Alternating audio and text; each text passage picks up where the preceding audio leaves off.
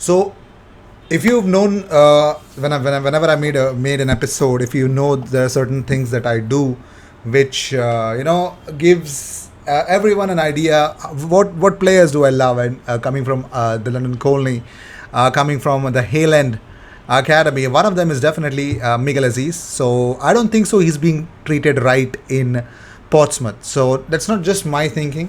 Chris Wheatley says Arsenal are considering recalling Miguel Aziz from his loan spell at Portsmouth due to lack of game time. Now, I understand what Portsmouth are all about. I mean, yes, they are a competitive team. But in every case, I think Miguel Aziz, I think his quality, and of course I want him to have minutes at least at a club like Portsmouth, because they were the one who were really spying on him, who scouted him and wanted him to prosper at Portsmouth, but it's not happening at the moment. So I don't know what I don't know. I don't know. This really strains the relationship between Portsmouth and Arsenal. But moving on, let's talk about the one, the only William Saliba. So according to Sam J. Dean, William Saliba's first choice option was to join Newcastle. He was attracted by staying in the Premier League and adjusting to English football. As that deal edged closer, Marseille came in strongly. The sales pitch from Jorge Sampaoli and Pablo Longoria, the president, was compelling, with the two men promising Saliba a major role in their project. So far, they've kept their word despite the risk of playing such a young defender at such a big club. But I think that's the gamble that's actually paid off. So if you actually check out William Saliba, there's a full report already on my community tab. So here it is. The report says that from Saliba's perspective, the plan is simple: come back to Arsenal and prove himself at last. This is his expectation and his desire as it stands, and he is soon beginning a new course of English lessons to help improve his language skills. His understanding of English is good, but he still needs to develop his speaking. He remains in contact with his Arsenal teammates, making no attempt to cut himself off despite being fully focused on Marseille. So, William Saliba, ladies and gentlemen, William Saliba to Arsenal is not over. So, stop. If you're thinking in any direction apart from that William Saliba, getting a chance at Arsenal, I think you need to stop that train of thought. That's all I'm here for. So moving on, Rio Ferdinand opened up about Mikel Arteta. He says Mikel Arteta has been under a lot of pressure, and a lot of people have been calling his name and saying he should be given the sack. But he's slowly building something there. The job is not complete, but they are on the right track for for him, for for Rio Ferdinand. That's it. That's all I gotta say. But not only that, Rio Ferdinand also opened up about more stuff which we will come across in the latter half of the episode. So let's talk about whoscored.com Premier League Team of the Week. Game week 10 had a blast, ladies and gentlemen. So Premier League Team of the Week for the 30th of October to 1st of November, you can see from Arsenal's point of view, there are three people: Gabriel, Ramsdale and Emil Smith-Rowe. Kyle Walker-Peters comes in as well. Kilman, Johnson, Reece James, Conor Gallagher, Cristiano Ronaldo and Maxwell Cornet also make into the 11. But more importantly, that's not a done deal. Premier League Team of the Month was also announced for October 2021. Ramsdale and Emil Smith-Rowe were the Arsenal players to be making into that whoscored.com's Premier League Team of the Month. You can see Trevor Chalobah, Silva, Chilwell, Reece James and Kovacic. 5 Chelsea players making into it. And Yuri Tielemans from the Foxes. Declan Rice, the only West Ham man. And of course, Mo Salah and Roberto Firmino from Liverpool. So that is that. Liverpool, I don't think so. They have a very good time in defense. They're not having a very good time in defense. So that's okay, I guess. So also, Arsenal's Player of the Month nominees for October: Aaron Ramsdale, Gabriel Magalhaes, Emil Smith-Rowe and Pierre-Emerick Aubameyang. Those are the players that are nominated for. So you can go and vote for them. Yeah, go check it out. Official Arsenal's website would do the trick. So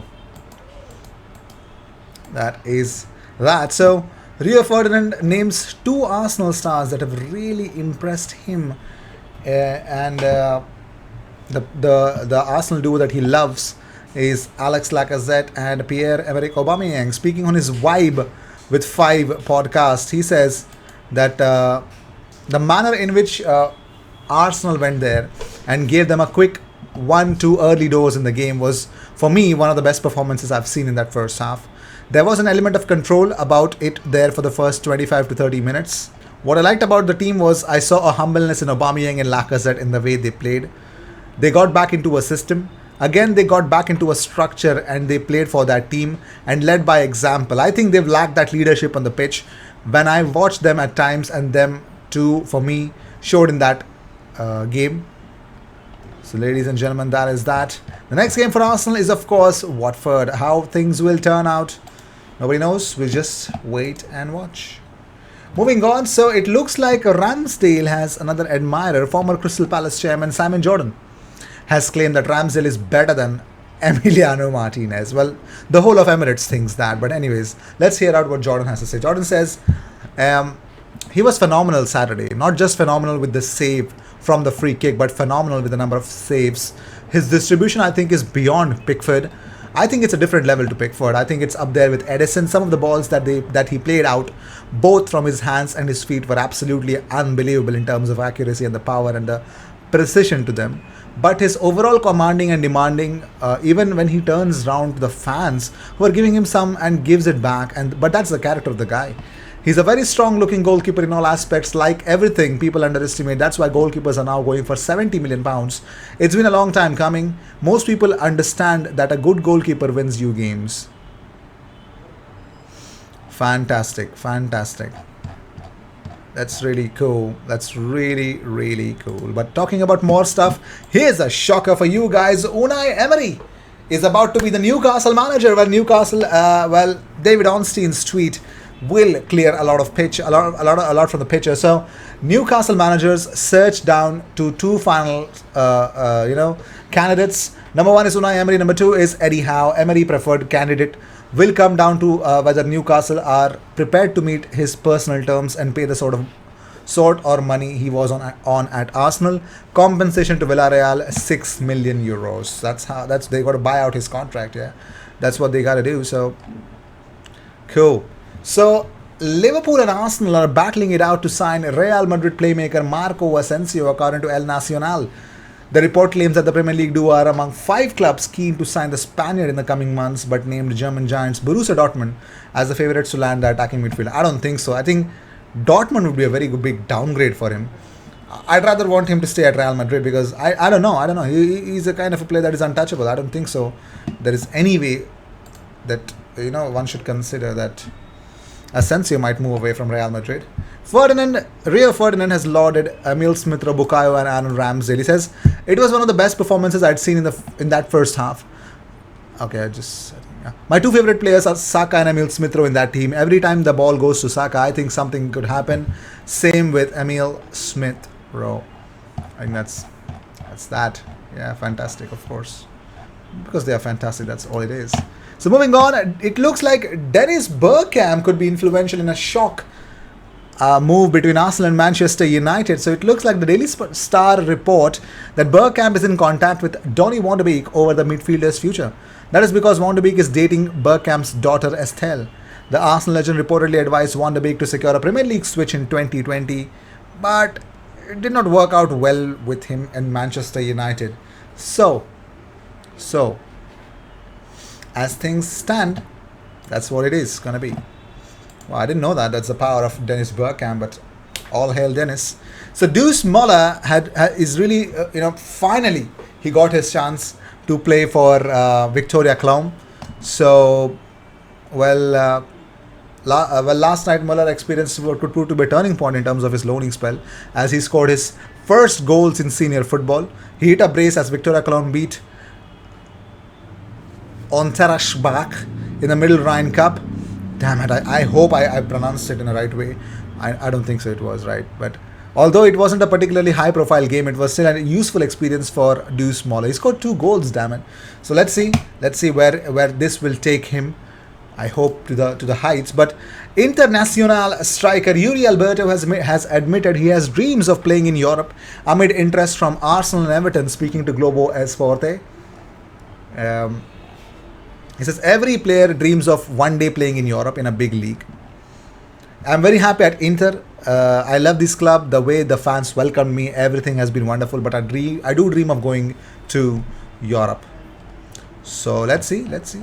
Arsenal and Everton are linked with him. So what happens? Not many people know. But talking about a striker's situation at Florence, so Fiorentina are having troubles. Now, according to an interview in Tutte Mercato, former Fiorentina player Pascal Padalino claims that Dusan Vlahovic has turned down Fiorentina's latest offer of 40 million euros gross salary over 5 years. That is 8 million euros per season, man. 8 million euros per season. He's turned that down. Padalino believes Vlahovic will be chased by the big clubs but will join a club with the best project. I don't know what the best project means in terms of what Vlahovic wants. But if Kane leaves, I think Tottenham is a better project for him. No, I think he's having a fantastic time. Of course, one thing I love about Vlahovic, which I've seen him do in the amount of goals that he scored, his positioning. For a striker, I mean, of course, pace is really good. Control, all the, a lot of physicality also matters when you play in the Premier League. But this guy's positioning sense is really nice. So I like that about Vlahovic. So if you guys can check it out, do check it out and let me know how is Dusan Vlahovic. I'll see you in the next one. Until then, cheers and don't forget to subscribe.